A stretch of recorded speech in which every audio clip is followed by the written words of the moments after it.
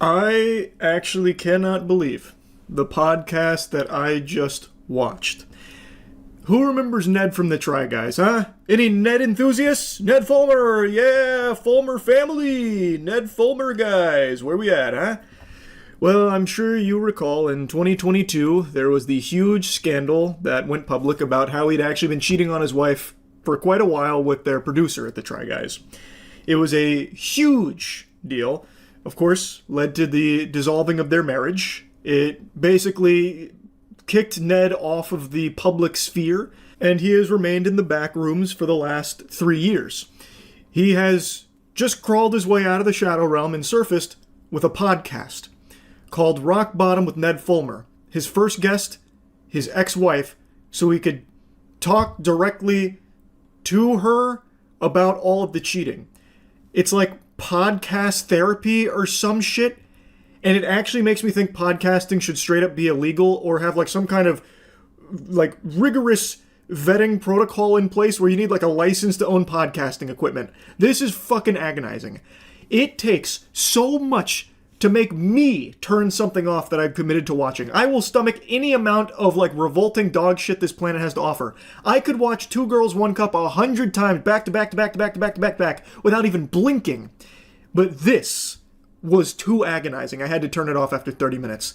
It is brutal to sit through. I can only imagine what she was feeling with this, because he kind of like talks about himself as if he's like some kind of a victim, like a survivor of his own cheating scandal. It's weird.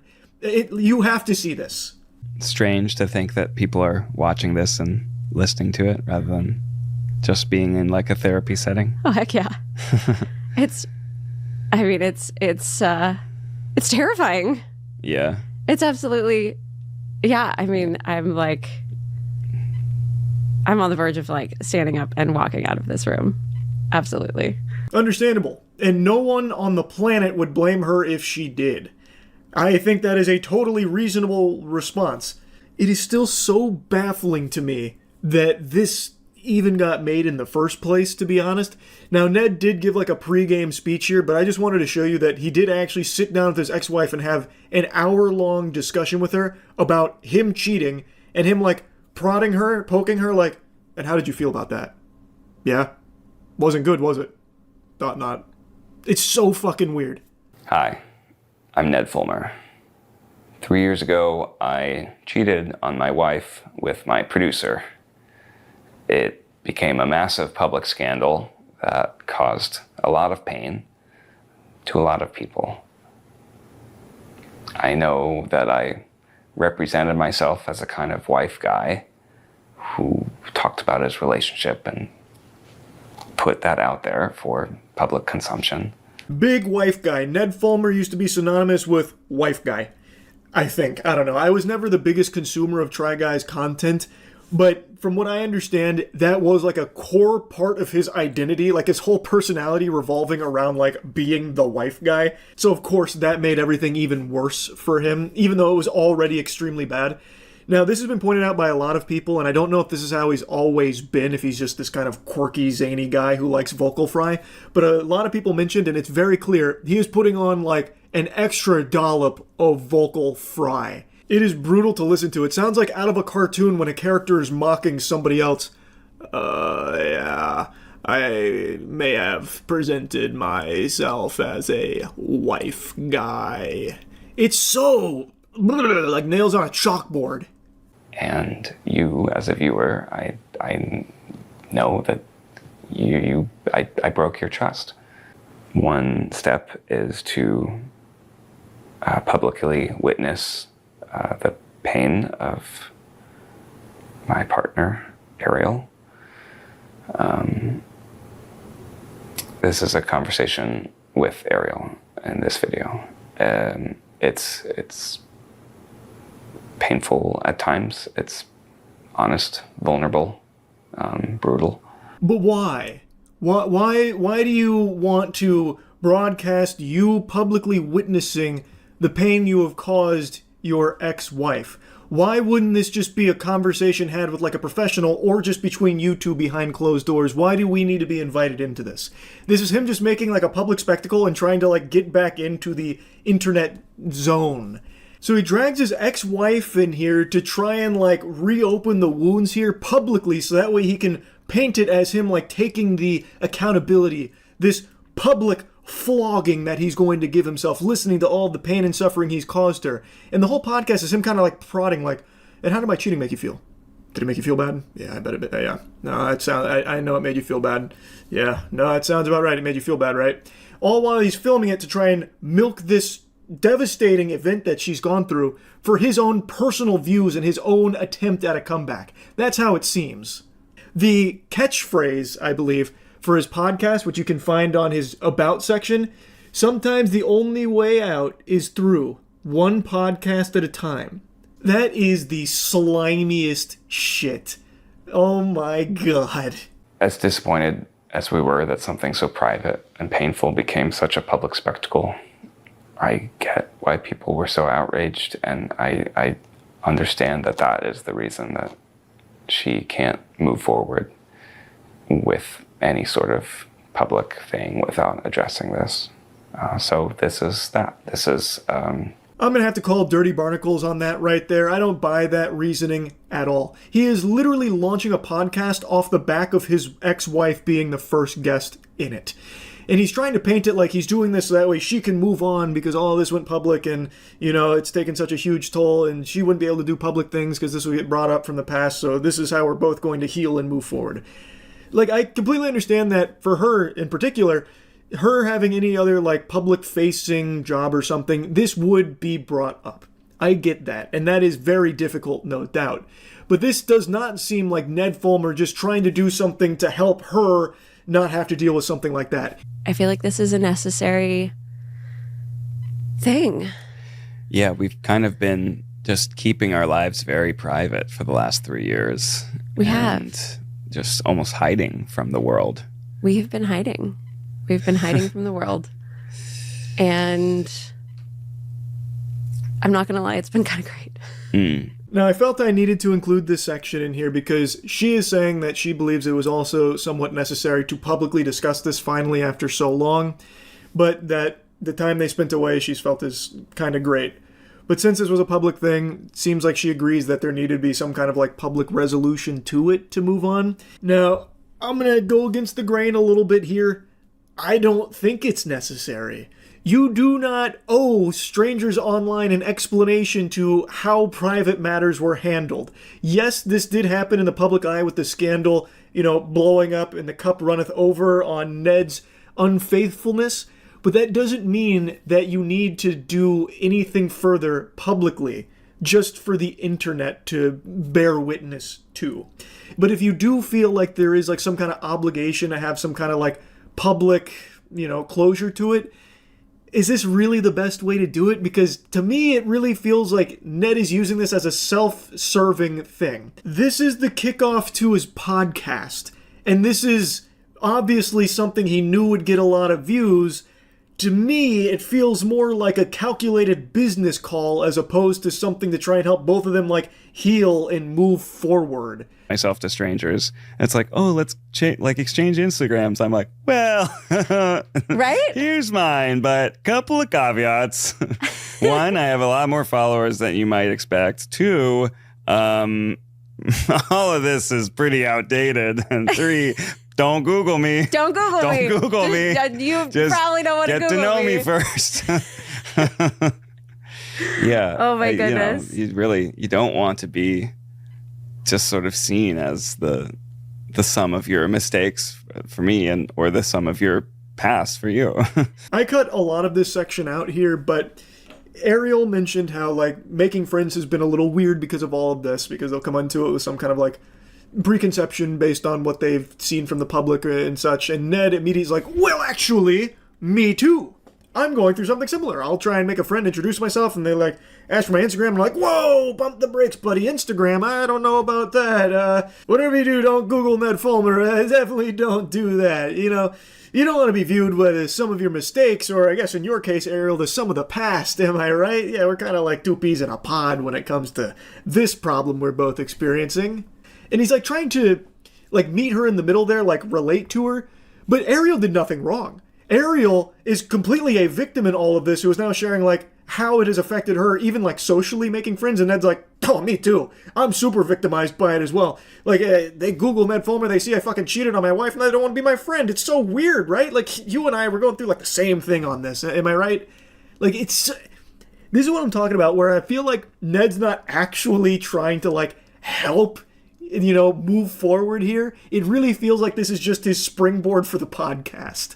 We are still friends. We have children together. We go on trips together. Right. Like, there's a spectrum of being together, not together. Right. Like there's ways in which we're together, but it's like the way that everyone wants to know, like, are you guys still like an item? Are you guys still a couple? Like, no. We really haven't been at all this last 3 years. No, we haven't. So I've been saying ex-wife this whole time, but now that I'm rewatching this section, that's not the case. Apparently they are still technically married, but they are separated. They are not like dating. They're not a couple anymore, but they're not divorced either. And I think that might have been covered later in the podcast, but like I said, I could not stomach this whole thing. It's actual misery. It is literally like this miasma of like sadness. So I didn't finish the episode where that might have been addressed, but this whole time I've been saying ex-wife. But that, I guess, is not the case. What is for sure, though, is that they are not together, and she has not forgiven Ned for what he's done. People ask me, like, do you forgive Ned for what he did? And, I mean, the answer is no. Absolutely not. How can you forgive somebody for lying to you, for cheating on you? No. Fuck no. Like,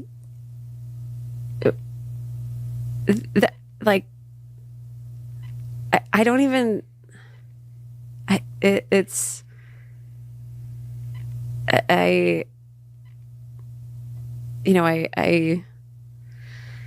sorry, I saw red for a minute. It's like, no, the answer is no. Yeah, that checks out. You should not forgive somebody that has done what Ned Fulmer has done to you.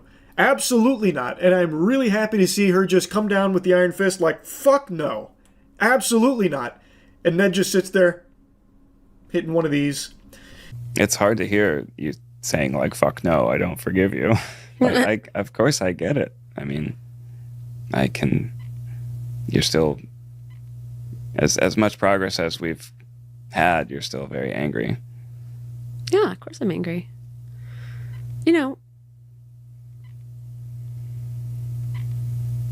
We're talking about like, this is where I started getting like a little wiggle worm-esque, where I was like kind of squirming in my seat a little bit, because now it's getting much more into the meat and potatoes of like the cheating itself, which Ned is spearheading the conversation of. So he's like, yeah, it hurts to hear you don't forgive me, but I get it. We made a lot of progress, but you're still angry. And it's like, yeah, man, of course you're still going to be angry, but why are you using that as a piece of content for your podcast launch? And you can see how difficult this topic is for her. She then goes into detail about how everything unfolded for her, where she got this news from fans and she was being sent pictures, and she starts going through like what that was like for her emotionally. And it's really, really sad. And then immediately following that, this is Ned's question. How did having it become such a public scandal kind of change everything for you? Did it make it worse? Did it make it easier? Did it just sort of make it surreal? It was so many different things.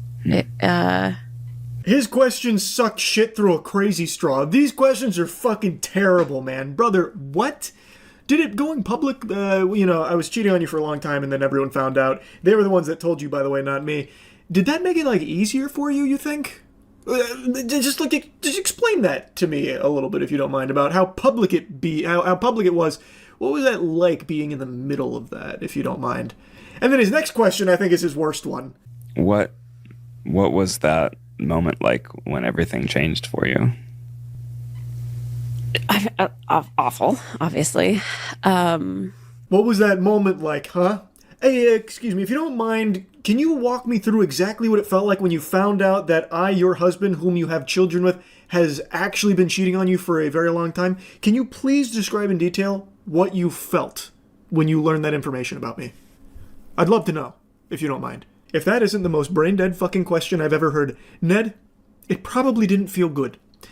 What does asking this question even do to help either of you, heal from this? Please, walk me through the trauma when you learn that your husband, have been cheating on you for quite a long time. This is something, again, like I said, that should have been, with a therapist, not a microphone. Microphones do not do that job. And I'm assuming over the last 3 years, and based on the conversation, they have talked, in detail with each other and with others about this. Why bring it up for the sake of cameras to capture it for your podcast?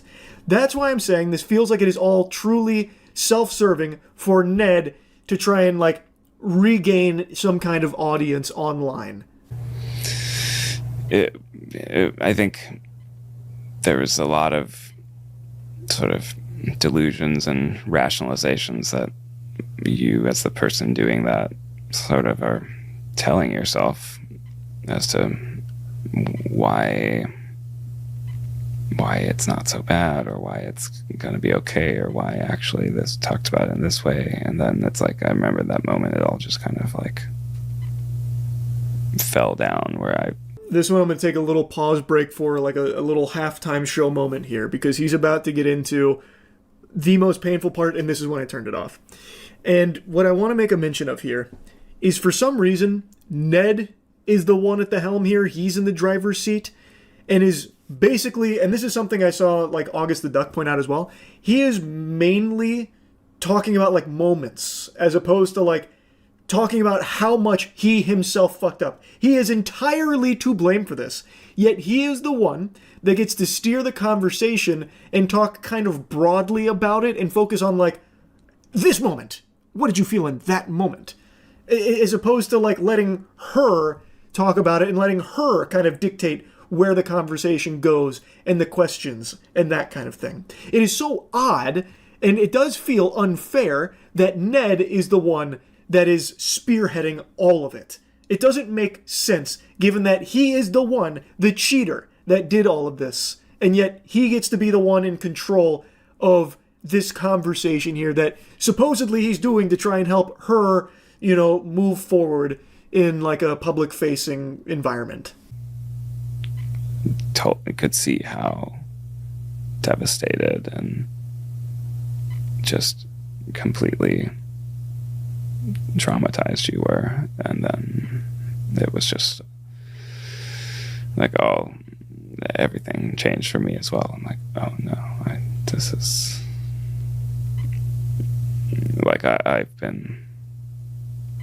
I've been hurting this person that I love this whole time. You didn't realize until then? Well, but then there's other things you tell yourself to kind of sort of compartmentalize, or I guess.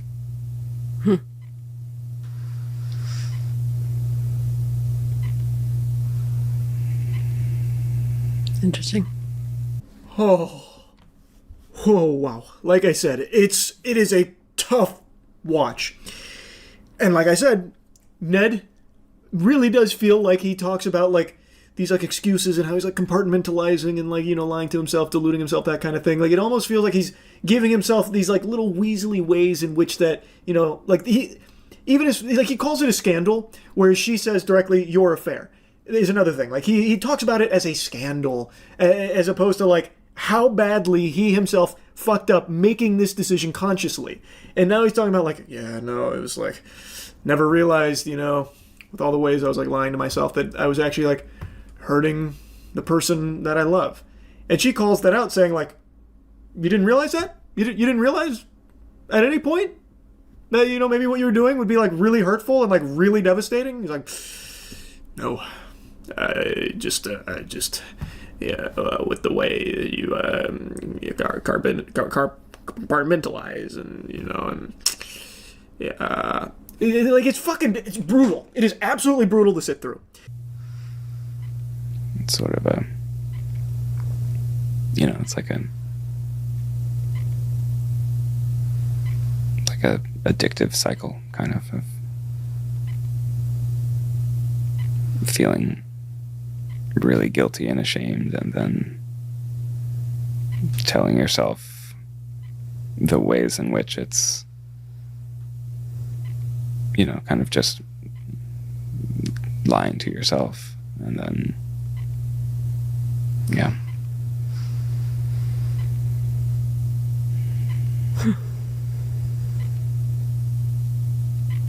That sigh said 1,000 things without even needing words. Ned, what the fuck? He's just bumbling. Like he is actually spitting mumbo jumbo. He's saying nothing. Literally nothing. Of like, well, what did you do to make him look elsewhere? Were you not a good enough wife? Were you not, did you not make him happy enough? And there's so much shame there.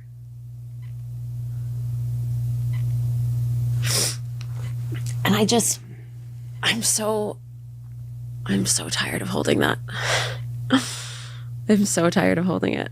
Unfortunately, this is a very real thing that she's describing right here, where there are people that when they hear about a husband cheating on their wife, their first response is, well, what did the wife do to make the husband do that? Must have been her fault.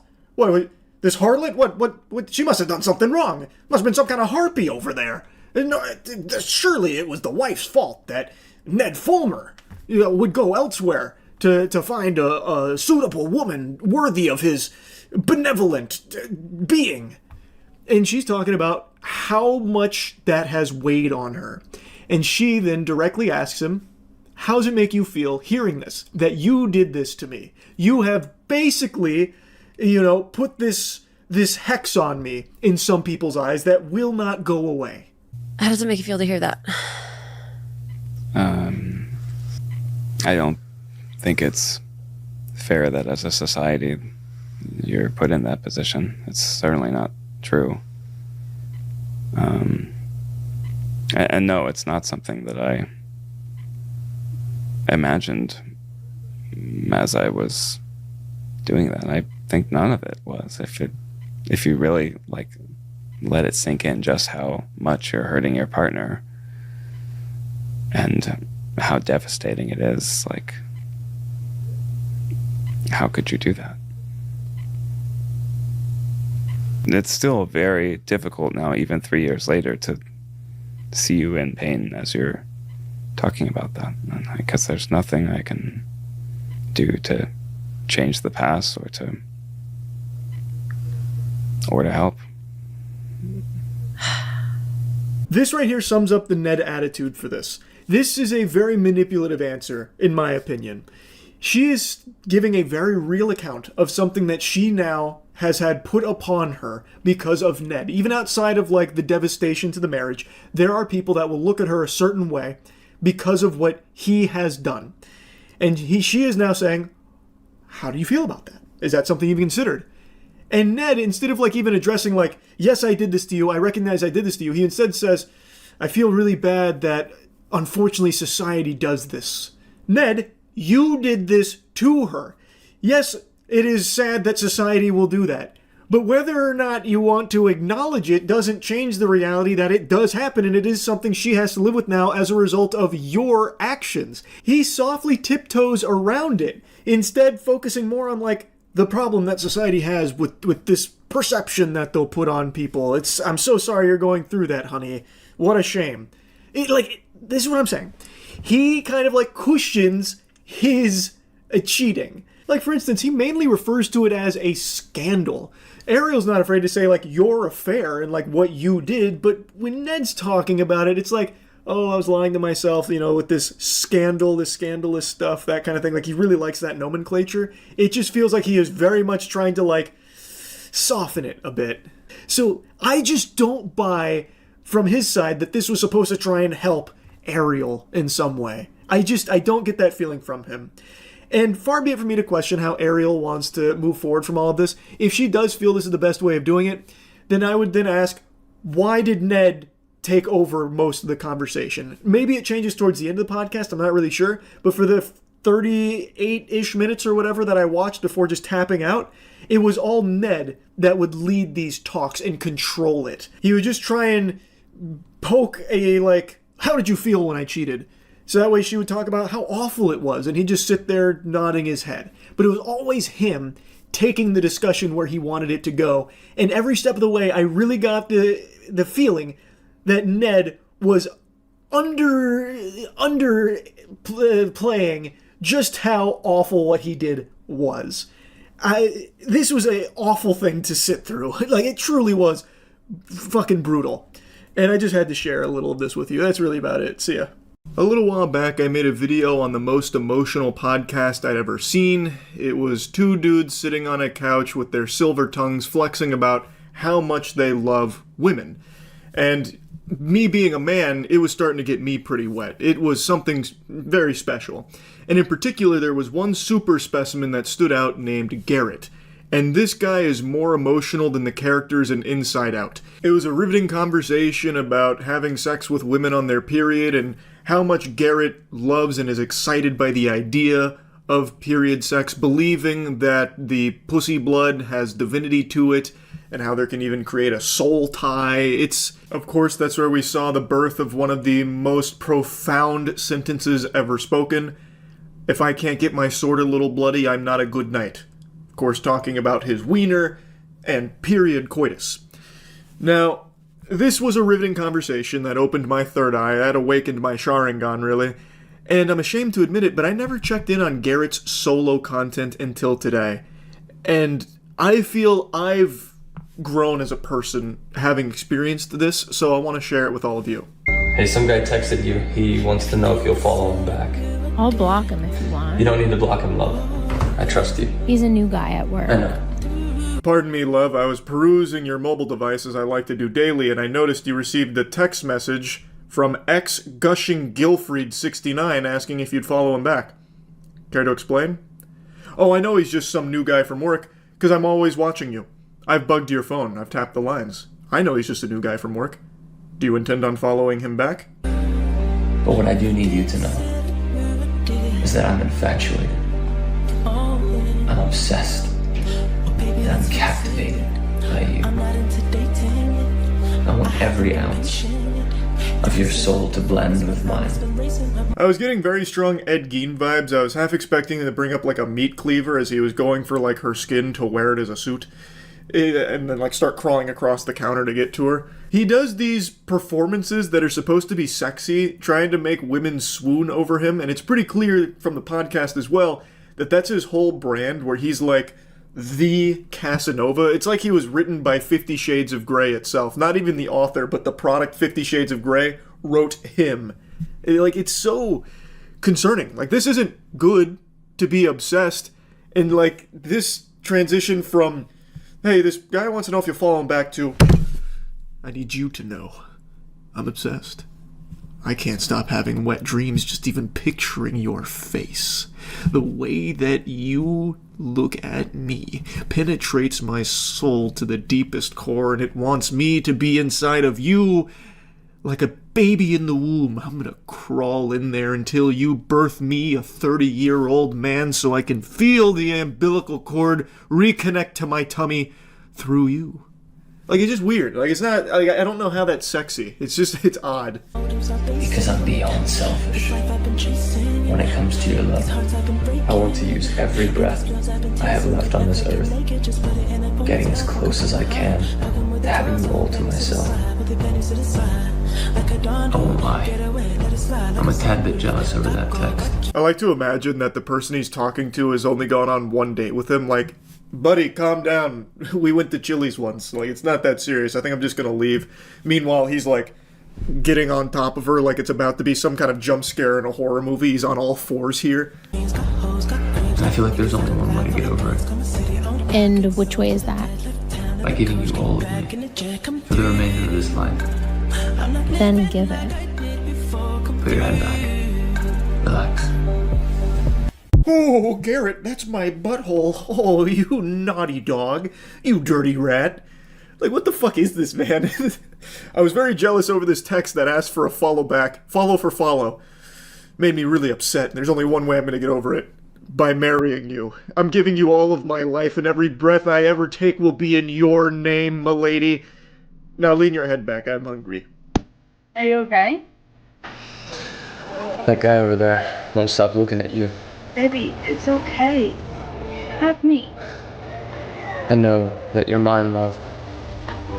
But I want everyone to know that you're mine. Particularly this motherfucker. I'll be right back. Taking big gulps there, eh, Garrett? That was like the tiniest sip of water in my life. I don't think a single molecule from that water made it into his gullet. But, yeah, it's a lot of these... I mean, he has 15 million followers, so what do I know? But a lot of these just feel like the biggest red flags ever. It's not even romance, it's just like possessiveness. That guy was looking at you. You bitch! What did you do to make him look at you? I'm gonna go handle this myself. I'm gonna go claw his eyes out like a rabid animal. Hey, man. Yo, dude. That girl over there. She's gorgeous, isn't she? Yeah, she's hot. I'd hit. You'd what? You'd hit. Saying you'd be interested in sex with her. Interesting. She is gorgeous. Mule kick! Right. Come on, let's take a look at her together. I would die for her. Now look at me. I would kill for her. So if you want to keep your eyes on your skull, look at someone else's girl. Have a good life, mate. Literal chills. He's so dreamy. Wow, that's awesome. I love how he drags him by the ear and you can hear the 007 GoldenEye sound effect. Like that kind of breathing sound. Really, I love the whole idea of this one. He just goes to parties, I guess, with his girl looking for people looking at her so he can get angry about it. I wouldn't be surprised if he had a, Cerebro where he's trying to read people's thoughts from across the world to see if anyone's thinking about his girl so he can go out of his way to try and scare them and threaten them. I know that you had a passing fleeting thought when you crossed the street around my girlfriend the other day when getting a coffee. I want you to know, I would fucking kill for her. And if she ever crosses your mind again, I'll know it. And it'll be the last thought you ever have. Have a good life, mate. There it is again. That fucking feeling. Stress. And now that I'm stressed over my family, over my past mistakes, over losing my person, over the fact that my next person will eventually leave, over my body, over my life! This one's a little different from the romance ones. I'll give your panties a chance to dry. I know they've probably been exceedingly sodden going through these bangers, but I just had to at least throw this in here because he sprinkles these in occasionally. I just love how he just vocalizes a feeling fuck, it's that feeling again. Stress. He calls it out like an anime finishing move like the Kamehameha. Stress! It's here! No! What are you staring at? You. Do you want it? I'm gonna talk you through it as I get it. What do you mean? It means that I'm gonna tell you you feel good. And you can take it. He's petting the countertop very seductively. Definitely need to take notes on this tactic, because there is no doubt it's very effective. I also just like the, do you want it? Yes. And then he's gonna give her the step-by-step tutorial on what he's doing. If you'll fasten your seatbelt and put your tray to the upright position, we have cock looking to dock here. Go ahead and spread legs, we're coming in for a hard landing. I'll ask, is this what you wanted? What's my name, baby? I'll say, move your hand. Come on. Finish for me. I'm not done yet. You look so pretty begging. You see this? I manifested that. I said I thought he'd be crawling on the countertop in the first video, and then I scrolled through his page for like, I don't know, 12, 15 videos maybe, and then found this one where he does do exactly that. He crawls onto the countertop while laying down the dirty talk jutsu. I can't hear you. Use your words. I'm almost done. Don't run from it, beautiful. Good girl. Far be it from me to question the master here, but what do you mean don't run from it? Like, I don't even understand what that's in reference to. Is she fleeing?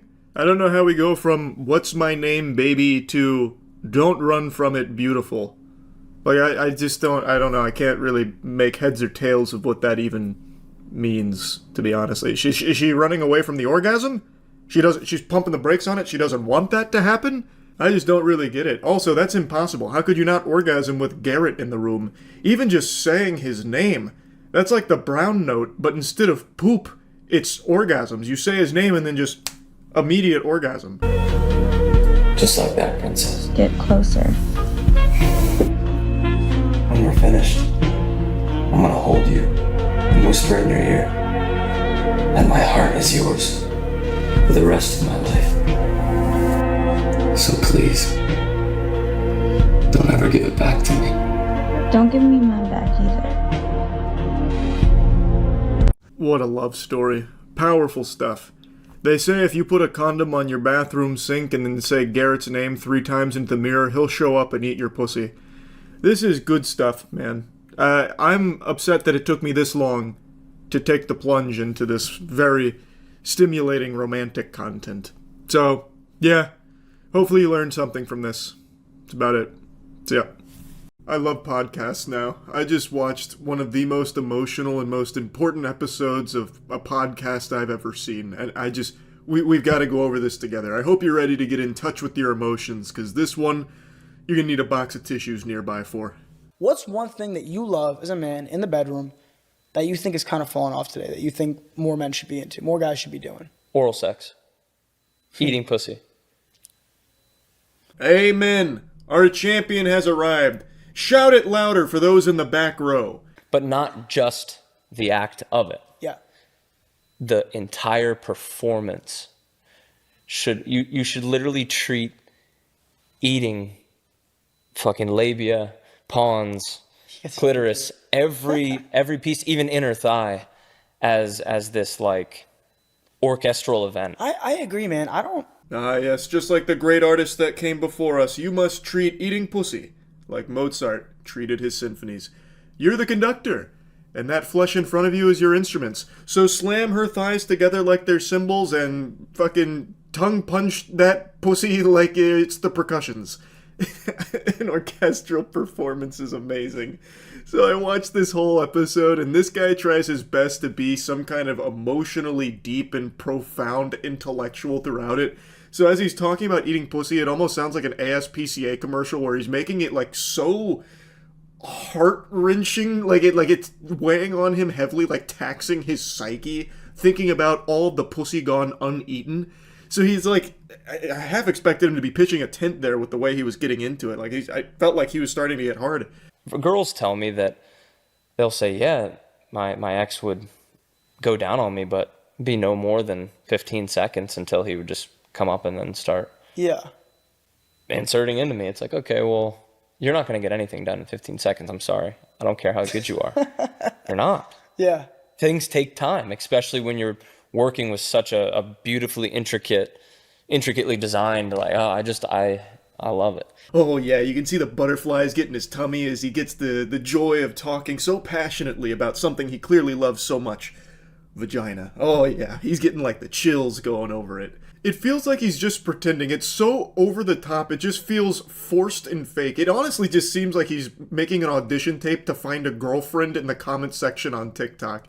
It reminds me of like when people around you are talking about something that you don't really know about, but you don't want to feel excluded and be looked at like a weirdo, so you just kind of pretend like, oh yeah, Severance, of course I've seen it. I love it. I can't get enough of it. Stop me if I'm just, blabbering on, but I could go on and on for hours about this show. Like, the writing is watertight, and the cinematography is some of the best I've ever seen. Like, and that episode you're talking about, I was stunned. I was actually stunned.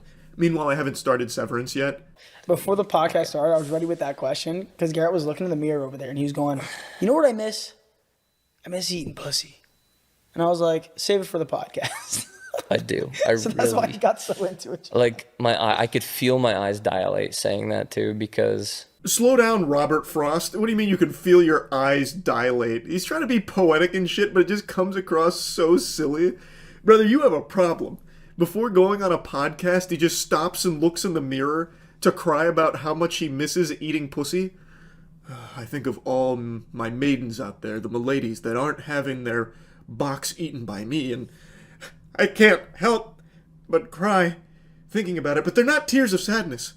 They're tears of pity.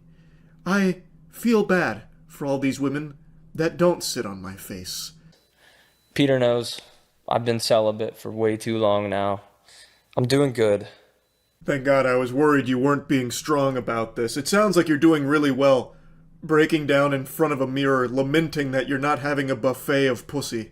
It sounds like you're hanging on there by a thread. But I looked in the mirror over there for a second, and I was not doing good.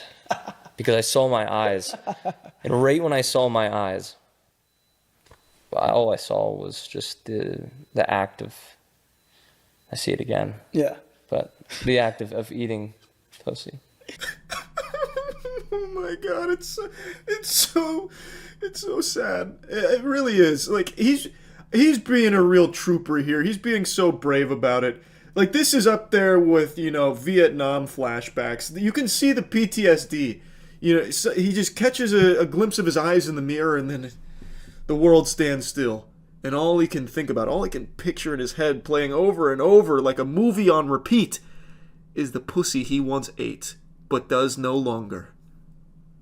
What a cursed existence. Damn this forsaken world! Moving on. Have you ever been with a girl that has an IUD? Yes. I've spoken about this before. And and my little brother was like, can you feel it? And I was like, absolutely, I felt it. All the comments were hating on me. You can't feel it. You can't reach in there. And I was like, you can. You can. So then I did a little more research because I know I felt something. And apparently it's the string that's hanging down you could feel. Yes. So I wanted to elaborate that. You can feel an IUD.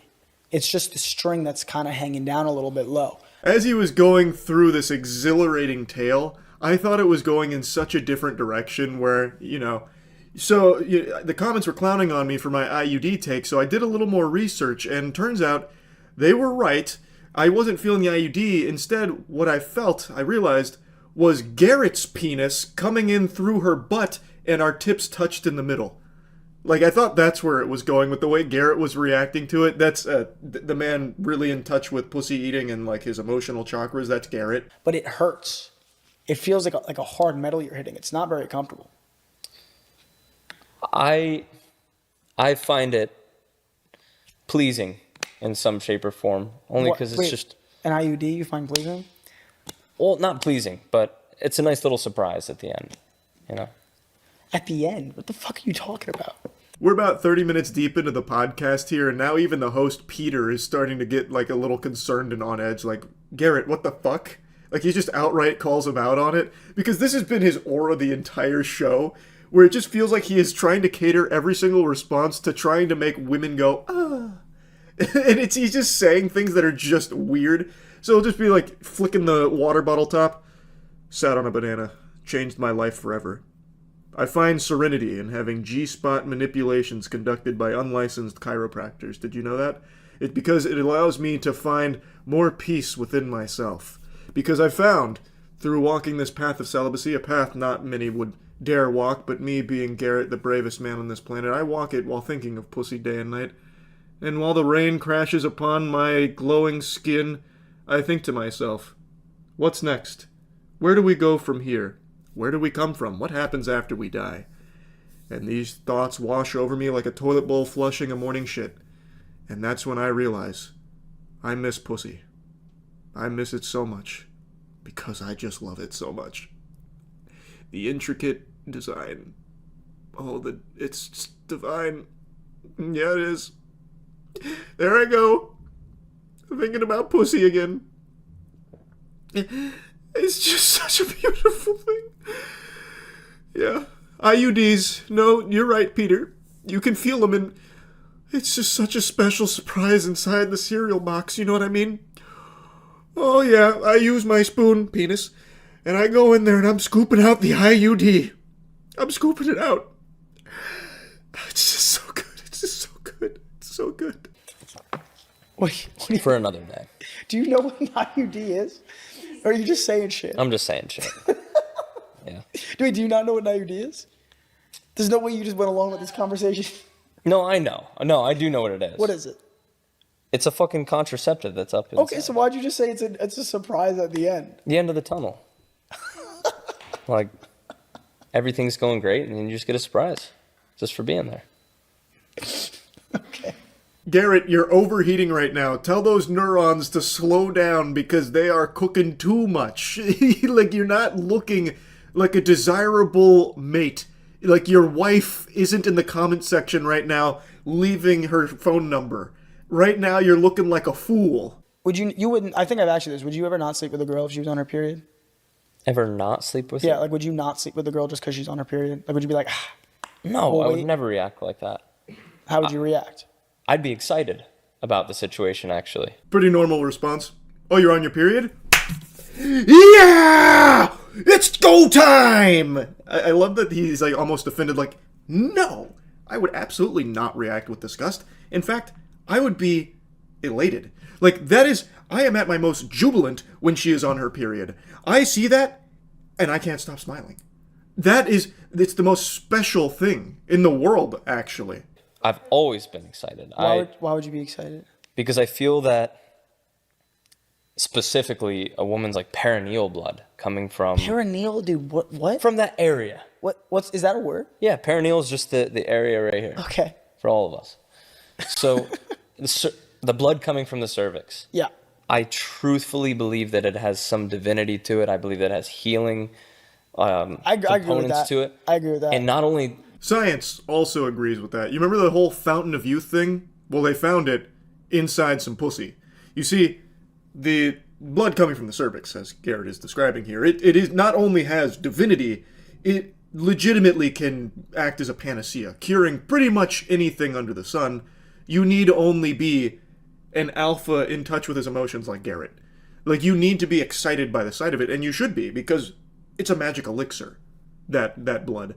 Now, as someone that doesn't have periods, I can only speculate on how great that must be, and how lucky you are to have such a powerful divinity pouring out from your orifices. And it's a drink fit for a king like Garrett. is it a belief? It's just something that I love to entertain and be a part of. I feel like there's such a connective thing that you get to share. I think that's how you create a soul tie. It could be, and it most definitely is a soul tie. I never stopped to think about it, but now it seems so obvious. Absolutely, it's a soul tie. Period fucking, it takes two souls and does this. And then they digivolve into one soul that's tied now. if it doesn't create a soul tie, it sure as hell creates a wonderful experience sexually. If I can't get my sword a little bloody, I'm not a good knight. Dope. Words well spoken, bro. That was profound. If I can't get my sword a little bloody, not a good night. Honestly, I think that's the most beautiful conclusion to such an emotionally charged episode of this podcast. I fucking loved that. Wow. Garrett, thanks so much for your service to vagina everywhere. You're a real gift. Like, I don't know what he's doing right now. Maybe he's sitting in a dimly lit room, writing haikus, going over how much of a blessing it is to be able to even exist in a world that has pussy in it. And you know what? That thought brings me solace. That's about it. See ya. You gotta watch the Neil deGrasse Tyson response to Terrence Howard. So this is Terrence Howard attempting to reinvent mathematics and physics. A little backstory. Successfully, too, by the way. I took initial interest in Terrence. Let's see what the comments are saying now. Because when this initially came out, all the comments were like, man, Terrence Howard is a fucking genius. Man, Terrence Howard really gets it. I didn't realize he was so intelligent. Meanwhile, he's actually just talking about gobbledygook. 1 times 1 equals 2. I've reinvented sacred geometry with a hydrogen proton, selling drones to Uganda based on the hydrogen proton geometry, which the drones don't exist. Okay. Now the comments have flipped. They turned on him. I still remember the day, well, actually the 3 or 4 days after this episode came out, people were like, man, Terrence Howard is so fucking smart. Look at what he said and look at what he did. And all the comments were on his side and shit about like, damn, so deep. I knew we couldn't trust math. But Charlie, he invented virtual reality. Check out his patent. Oh, I know. Not only did he invent virtual reality, he invented the very fucking dimension in which we inhabit while he was still in his mother's womb. Did you know he has memories from the womb? I know. He's just built so different. Would you debate Terrence Howard on his math? Sure. I feel like anyone would be more than willing to. But I also feel like if someone's going to debate Terrence Howard, it shouldn't be me. Because that would immediately bring Terrence Howard, that was supposed to be the guy reinventing math, down to the level of just a fucking goober streamer content creator. That's who I'll debate. That guy. I'll display my math prowess against that guy. No, not actual mathematicians, please, God, no. But I'd be more than willing to. It is completely indefensible with 1 times 1 equals 2. The only way he gets away with that is by spamming buzzwords that actual Neanderthals think mean something. No matter what you do, no matter what you say, no matter what, you can never show that 1 times 1 equals 2. But you can always show that 1 times 1 equals 1. It's the easiest demonstration ever. And the only way Terrence Howard weasels his way out of it every time is just with nonsense quantum buzzwords. If you debated him, you should just out-buzzword him. Oh, I'd be dropping so many buzzwords on him just to, like, throw him in, like, some kind of fucking stun lock. Mr. Howard, please stop bloviating. It's like you haven't even considered the Bose-Einstein paradox. As, of course, you know, this is elementary. And he'd be like, Bose-Einstein? Higgs boson? Action Bronson believes in Terrence Howard. Oh my god. Wait, is it a joke? What in the actual fuck? First of all, I understand it though. I kind of understand it. I understand. I mean, it made sense. To me, he's making me believe. He's way too smart to just be making everything up. Like, there's no way he just make this fucking genius. You can't just make up 1 times 1 equals 2. That's... That... You can't do it. That's... inconceivable. He's a lunatic. Like, I've heard people say... Lie. You can't just come up on that. He's making things... I'm like, I don't think that's correct. He knows too much. No. So, I like how Joe Rogan immediately believes that Terrence Howard remembers being in his mother's womb and waving at his hand. He named his hand in his mom's womb before he had any concept of words or anything. In pitch darkness, he named his fucking hand and called it his friend in his mom's womb. He knows so much. Terrence Howard has to sit down with someone who's an academic, someone who's got a PhD.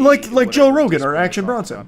And they can have a discussion, and you can see what he really knows and just what he can say to me, right?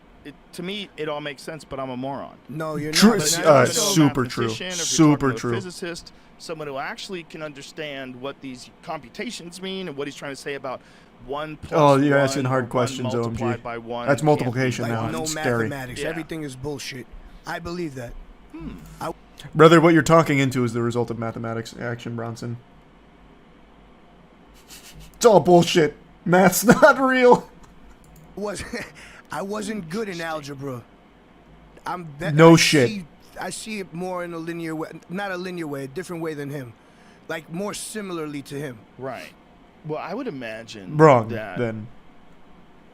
there's probably more to all these things. Those fucking Even toys our he made, the mathematics. figures. Even our mathematics, like, as brilliant as the people are. I've never actually listened to Action Bronson speak or anything. Is this guy just actually a fucking imbecile, or is this a joke? Is he playing a character? I'm getting half chat saying he's trolling, and the other half are saying no, he's actually just really fucking dumb. I just don't know enough about Action Bronson as a person. Yeah, he's a great actor, but it's just because he's so smart. And then he's talking about how the periodic table's all fucked up, and this is what you're like. Wait a minute. What are you doing? How can you do this? I understand. How can you do this? Joe Rogan, I'll do it right now. Periodic table's wrong. I did it. That's how he does it. That's the secret. That's how. This is unbelievable. I don't know enough about Action Bronson to know whether or not he's being genuine here or if he's just playing like the buffoon. But Joe Rogan is so hook, line, and sinker on like the actual fucking stupid pill here. It's crazy. Or Terrence could be the greatest con man. To a certain extent, he's trying his best to scam Uganda with his hydrogen proton new geometry drones that'll protect Uganda and improve their agriculture, which don't exist and never will exist. The fucking hydrogen proton geometry drones. So he's scamming in that regard. But other than that, he's just being a fucking moron on the biggest stage ever. And that's about it. I feel what he's saying. He's a membership person. Like, stop trying to uncover shit. Just all these little micro fucking bullshits. What do you mean? Like I said, I'm a fucking idiot. I'm trying to regurgitate what I heard. Like, as far as all the elements in between. Yeah. Like, why are they there? When they're just... you and I will never explain this in a way that's not hugely frustrating to anybody who really knows it. It's not even frustrating. It's just kind of sad. It's just like actually kind of sad. Like, it's hard to even be frustrated. It's just sad. Like, it's just legitimately sad. Listening to this guy fucking fumble through like he had peanut butter in his mouth about the elements in between and the micros, and then openly admit like he's just trying to regurgitate something that he heard. It's just sad. It's not even frustrating. I don't know, man. I guess one thing I don't understand. So both of them are very open about being stupid. So Action Bronson's like, I'm an idiot, so I'm just trying to repeat what I heard once. Why wouldn't you just repeat the thing that you've heard that actually has results? So the math that you've heard, 1 × 1 = 1.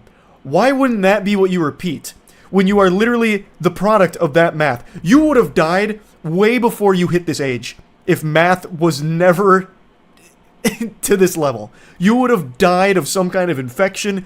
You would have died trying to like finger your butt in the wrong part of the jungle and got eaten alive. You wouldn't have made it without math. So why wouldn't you be regurgitating that math that is keeping you alive and allowing you to have a career? I don't get it. I don't know why they would gravitate towards actually this math that has nothing to show for it, not a single invention, not a single basis in reality, not a single physical thing to show for it. That's the one I'm going to repeat. I just don't get it. I don't know how you gravitate to that. The least obvious psyop. Do you think? I don't know. I don't know if it's a psyop or not. It's like I know that word gets tossed around like so many other buzzwords, but there is a chance. Like, I do think in this case there is a chance to keep people stupid, because it is legitimately just easier to control stupid people, 100%. So if you just have people like Action Bronson, Joe Rogan, Terrence Howard being like 1 × 1 = 2, don't trust math, and here's the hydrogen proton geometry, also zero's not real. Like, if you have people start believing in that, they become so much easier to control. So it could be a psyop. But I also think it's just equally likely that these dumb fucking people just really love the idea of feeling special and smart, so they just latch onto it. I can't even remember what I'm trying to say, but you know. Yeah. The way he was explaining how everything's connected. Exactly. Yeah, and the entire, the whole scale of it. And the way he was showing it like a geometric pattern. And when you look at it like the way he was describing it, you're like, oh, wow, that kind of makes more sense. It does make sense. That's it.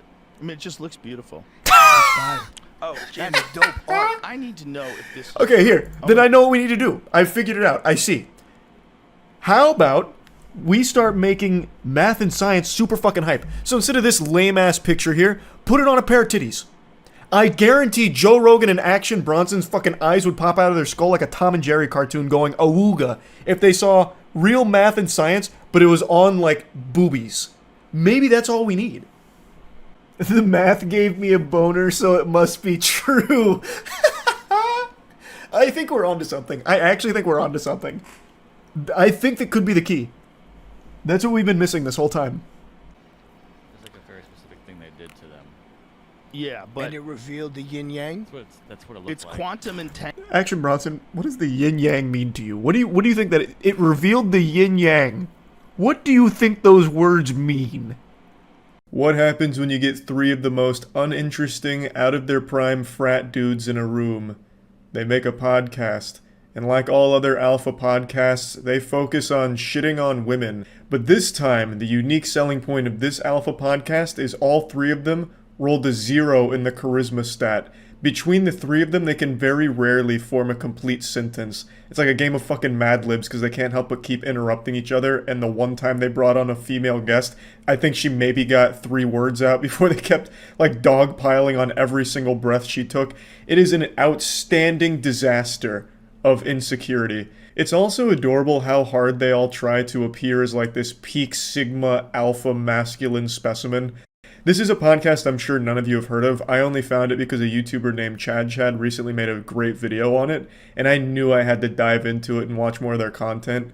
On TikTok, they're a bit of a laughingstock. They're just a fucking punching bag for most people to insult for good reason, obviously. So I wanted to watch more than just like their best moments montages where it's like, women cheat more than men, those bitches. Like I wanted to watch like the actual full context and full episodes. They have 3 right now.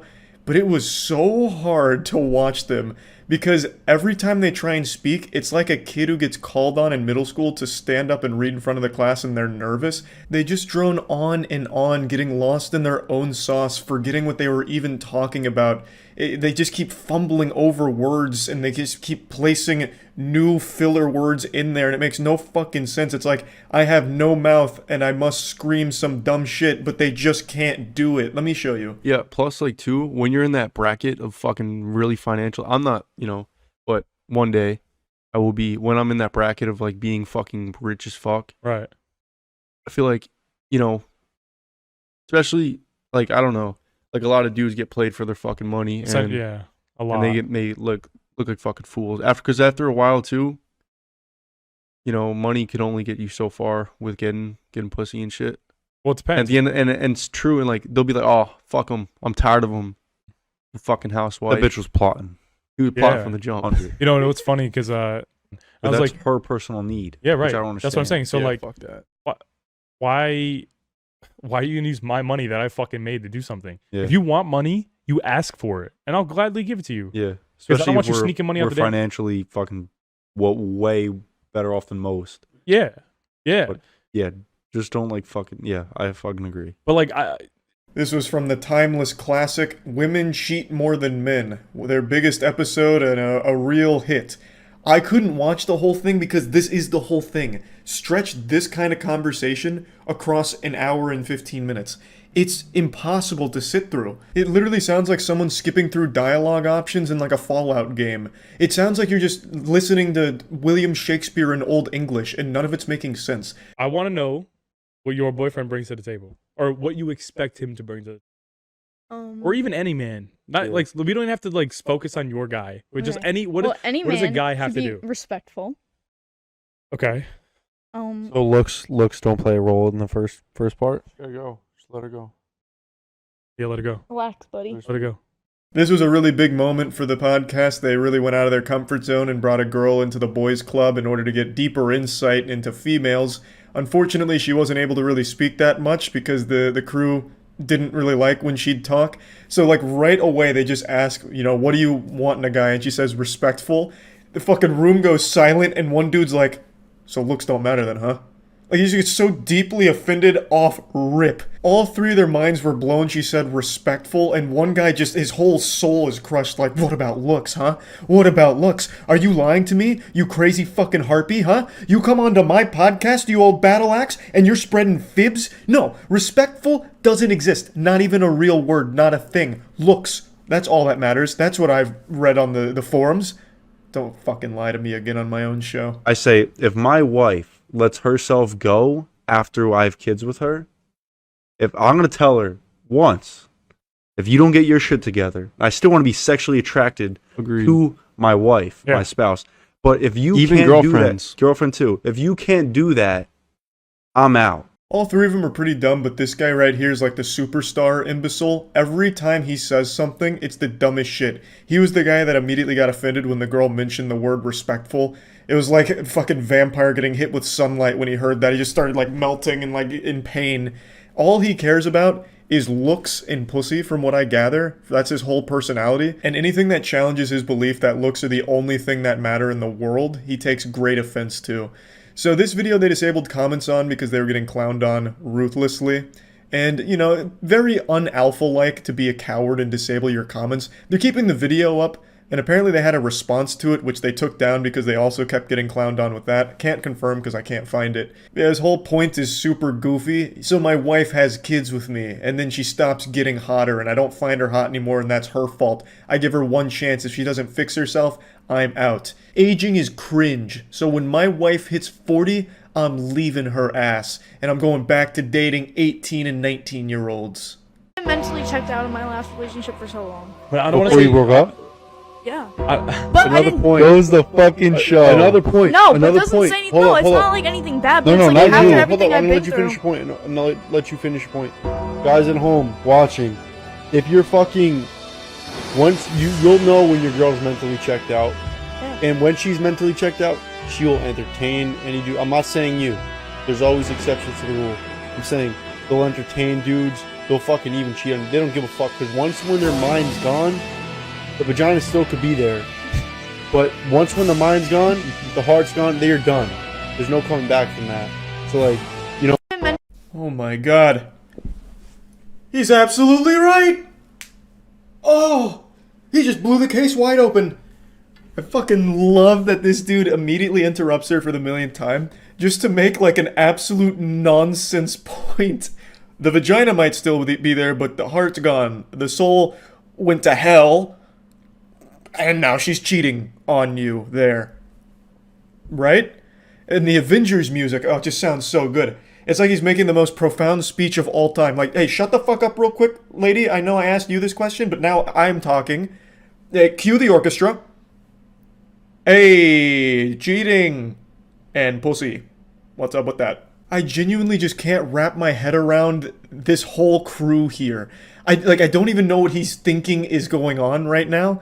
He thinks he's being so deep and profound and like this is somehow supposed to be inspirational, but it's not. It's not even close to anything at all. No, I got this right here. Women preserve their value, men create it. Let me explain. Exactly. Guys care about a girl's past. A girl cares about a guy's future. Just like if your boyfriend. I care about your past. Hold up. I have no doubt the three of them are pretty close to illiterate, but what that guy's saying right there is verbatim what all of the other YouTubers who are alpha males try and parrot. They all vomit that exact same line into each other's mouths, and just like Ouroboros, just keep eating each other's asses for all eternity. That whole men create value, women preserve it. Guys care about a girl's past. Girls only care about a guy's future. They treat each other like anime protagonists. It's literally r/I'm 14 and this is deep. This is literally sad Facebook statuses from 2010.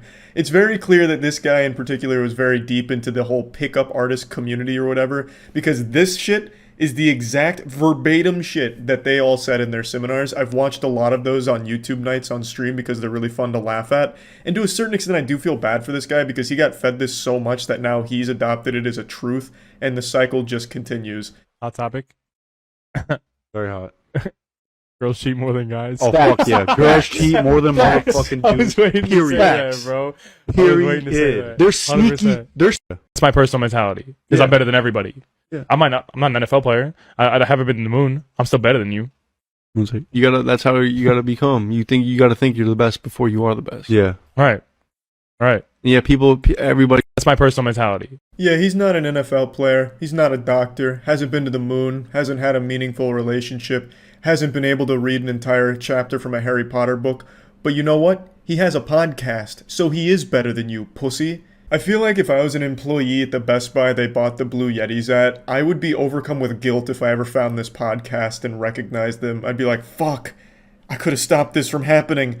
I could have been the hero if I just didn't sell them the Blue Yetis. It could have all been stopped before it even started. Honestly, this has nothing to do with what we're talking about, but what's your take on fitness chicks? Valid. Like, as fuck. They're superior to all women. Top of the line. Agreed. Fitness Top of chicks the line. are superior to any woman. They posted this themselves as one of their highlights. Like, this is one of their finest moments they were proud of. Just fucking imagine that mentality, that this conversation is like a moment you're like, yep, pretty proud of that one. I mean, to be fair, in their defense, they didn't fumble through sentences because there were no sentences here. It was just like individual words back and forth. Man calls it together like it's a goddamn city council meeting. Boys, gather around. Titties. What do we think? Do we like that? Valid. Milky. Top of the cream of the crop. Yes. I have absolutely no doubt in my mind that if I actually did finish all 3 podcasts to completion, there would be a million more wild and wacky moments, but it's just so hard to sit through their podcasts, so I haven't done that yet. So these were just some of the highlights that I found. These are the ones that were posted on their own TikTok, and as well as just a couple of moments that I skimmed through their podcast. And yeah, I just wanted to share this because this is just another very silly alpha male podcast. That's about it. So yeah. There are more podcasts on YouTube than there are stars in the night sky. Everyone has been convinced that they're a unique, special little butterfly and that their insight is invaluable. And now that there's so much easy access to recording equipment, everyone gets this insidious little idea planted deep in their noodle that it's time to start a podcast. And my God, I tell you, it's a plague. It's a disease, a virus that's infecting the mind of the most insecure and insufferable people of all time. For some reason, once that AT 2020 touches their hand, they just scream their insecurity from the mountaintop with authority, proudly. And it blows my mind, but I've never seen insecurity projected quite like what I'm about to show you today. So I am still shocked that he hasn't scrubbed this podcast episode from the entire cyberspace, just wiped it from the internet. Like, if this was a clip of mine, I would have paid every penny I have to my name in order to ensure this never sees the light of day again, that this clip stays buried, like the fucking Millennium Puzzle from Yu-Gi-Oh! It is that embarrassing. Like, you couldn't lock me up in Guantanamo Bay and torture this clip out of me, and yet he still has it on his channel. So the podcast is like a bootleg Fresh and Fit, where they just get a bunch of women together and ask them stupid questions and then rate each other's beauty. And then he gets really offended, like visibly upset, and I really thought he was going to start bawling his eyes out, crying in the fetal position. And I've watched a couple of their episodes now because I was curious if this was like an isolated thing. But no, this is pretty common. This is like a staple in their show from what I can tell, where they just have this section where they ask the women that they bring on to rate their beauty, the rate the podcast host's beauty. Listen, ladies, we're rating just off physical appearance, just off beauty, okay? Same standards. Trust me, we're not going to get hurt, okay? That's the biggest lie ever told since the time Kellogg's tried to convince the world that sugar doesn't make you fat. So, the segment is Rate Our Appearance, basically, which is some actual middle school, literal baby brain man-child behavior shit. That is insecurity at its finest, to have the women you bring on as guests rate your appearance. That's so stupid. I'm surprised they don't also play Spin the Bottle and Truth or Dare. And maybe they do, I've only watched a couple of their episodes, but he says that they're not going to get offended with the ratings. Well, do I have news for you? All right, cool. Stop being delusional. What the fuck? All right, so now what I want you to do is, ladies, real quick, don't fucking waste my time. Rate the guys. Do me a favor, Josh. Stand up real quick, man. Everybody look at him once, man. He's not going to stand up again, all right? So I want you to rate me, my co-host, and then our fucking producer. Go, from 1 to 10. Just off beauty. Go. When he does these sections, it really seems like he's some kind of basketball coach who's really upset at the team. Like, he gets very aggressive with all of it. Like, don't waste my fucking time. Listen, we're going to do the drill right now. We're going to do it right. So stand the fuck up, Josh. Look at him. Now spin around, Josh. Okay, good. Drop your pants, Josh. Good. Now rate everything you just saw. Now, don't waste my time. Like, I don't know why he gets, like, so upset even before they hear ratings. Like, he immediately goes into these sections combative. And I watched the whole episode up until this point. Like, he's pretty blunt and, like very much so most of the time. But when it gets to this one in particular, he's, like, angry. Like, even before anything happens, he's already angry. Speak into the fucking mic. I would rate you. First, you're rating me, and then him, and then him. Go. I'll rate you a 7. All right. What is he? I'll rate you an 8, All right. and I'll rate Josh an 8 also. Okay. What about you? Go. I would rate you a 8. Okay. 9. Okay. Come on, he just fucking stood up, bro. Like, come on. I don't even know what he's getting upset with here. She only took like an extra 2 seconds to take another look at the guy. It's like he just lost a gold split in a speed run to this extra 2-second time loss. Like, it's not that big of a deal. I don't know why he's so on edge. It seems like he just really hates the guests that they bring on. Because when he's talking to his boys, he's like much more jovial and joking and smiley. But the second the conversation shifts to the rest of the class here, like the group of women over there, he turns into like a drill sergeant and starts getting extremely serious and loud. So I don't know why they even bring on women to this podcast when they don't even really want them there. And I also don't know why women keep agreeing to go on shows like these, because half the time it's them just like saying, you're not good looking and shit like that. Like right after this rating section of rating the podcast hosts go through and rate all the women. And they literally give them 2s, 3s, and 4s. And make sure that they know that the hosts don't find them attractive. So I don't really get why women keep signing up for this shit just to get insulted by podcast hosts, and they don't say anything or do anything. Like, the women will insult each other sometimes. Like, they don't ever push back against the hosts at all, so then they just walk away looking silly from all of it. Like, all of it is just a net loss for the women that go on these shows. I don't know why they keep doing it. I would say 9. All right. What about you over there? Go. 2. Okay. I would give him a 9. Okay. What is he over there? I would give him a 10 because he invited me. All right. So again, you sound like a stupid ass bitch. I'm trying Thank to figure you. out why you rated me a 2, because we're not going off our interactions. We're going off beauty. I don't right? like light. I don't give a fuck. He's light skinned just like me, and you just gave him a 9. You gave me a 2. You only gave me a 2 because of the whole interaction that we've been having, right? So do me a favor, get the fuck up and get the fuck out. Thank you. Yeah, get out. Spoken like a man whose feelings weren't hurt at all and wasn't offended by the 2 rating. So he tries to justify it with, you only rated me a 2 because we had a disagreement earlier, which I guess they did, but even still, this is an extreme overreaction to getting rated a 2. The insecurity is palpable. You can fucking taste the salt here. So what the fuck? Stupid ass bitch. Make sure she gets her bag and phone too. Make sure she doesn't take the wrong fucking phone, dummy. All right, cool. So now, again. You can actually hear that lump in his throat start to form from all the emotion building up inside of him. Get out of here, stupid bitch. Hey, make sure she grabs the right phone and not someone else's phone, because she's so dumb she probably won't know which one's her phone. Dumb idiot. She's real stupid. You're stupid.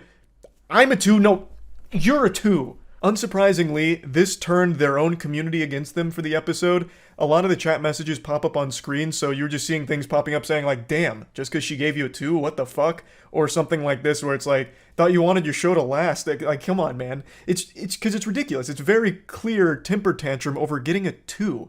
If you were someone that was actually getting pussy, if you were really slamming ham and glazing donuts, you wouldn't care if one girl didn't find you attractive or rejected you.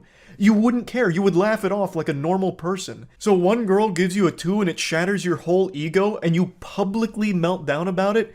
That's such a bad and embarrassing look. And he tries to justify it, like I said, by saying, she only gave me that 2 because of our negative interaction from moments ago. Just pure huffing of copium. We're just going off physical beauty, okay? Not what we've been talking about, not my fucking arguments, not on none of that, okay? I want you to rate me, him, and then him. Go. Can you stand up for a second? You didn't see me before the show? Yeah, but I just forgot. I mean, Just stand. It's not that hard. Okay. You're an 8. God damn it, bro. Go ahead, rate him. Podcast is now turned into like a hostage situation here. All the women seem on edge, and I actually just can't believe they didn't leave after that.